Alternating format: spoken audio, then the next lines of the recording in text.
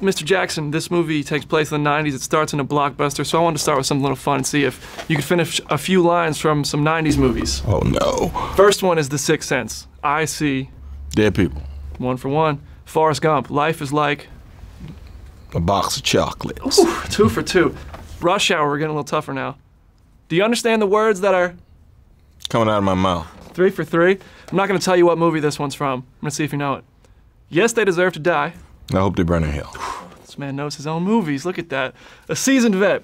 Let's talk about Captain Marvel. I feel like this was also Nick Fury's origin story. Would you agree with that? No. No, you're lying to me. No, I'm not. You don't think so? I mean, come on. We find him in the middle of what? He's on a desk job, so we don't know what he did in the war, and we don't know what he did in the shadow world when he was a spy. When she says, "What did you do before?" He said, "I was a soldier." And then what did you do? I was a spy. So that's a big chunk of life that we hadn't dealt with.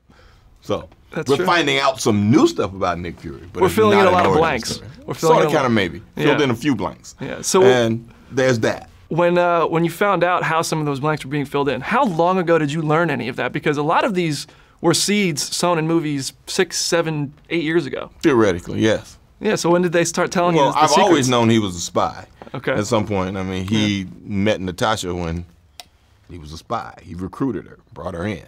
You know, so that happened. We also know that he has a war presence that's, goes back through comic book history. So we know that. But, this part, we didn't know when Nick Fury met his first extraterrestrial. Now we know. It's true. 1990-something. And he met a certain cat. He seems like a cat guy. Are you a cat guy? No, I'm not. So what was it like to work with a cat as a co-star? That's all right. It's no different. I mean, I've done dog movies too, so I work with dogs. I'm neither cat nor dog nor fish nor bird guy, so it doesn't matter. It's just another actor to work with, and they have their quirks and they tell us about them. And the main cat, there were 4 of them, but the main cat was Reggie. Reggie was like every other animal that you work with. They're snack based. If you give them a snack, you talk to them kindly, you give them another snack, you're gonna get along with them. A lot of humans work that way too. You give them a snack, they're gonna get along with we you. work better with checks. True. Yeah. We know Star Wars exists in the Marvel Cinematic Universe because of Spider-Man movies.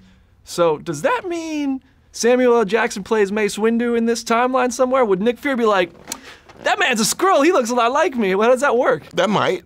Yeah, that's possible. So also with de-aging, I mean, and I don't even think you look much different from the 90s now. Congratulations on that. Thanks. But the de-aging did take us back a bit.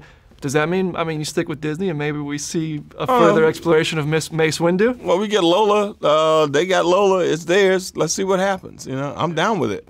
I still got my purple lightsaber. I'm ready. You still have your purple lightsaber? Of course I do. All right, one last question for you. Hugh Jackman and Pat Stewart just got their Guinness World Record for being the longest running Marvel characters at 16 years. Oh, nice. You're at 11 years. Mm-hmm. Are you up for that record? You have to stick around that long? Not up to me. But, if they want me to, I will.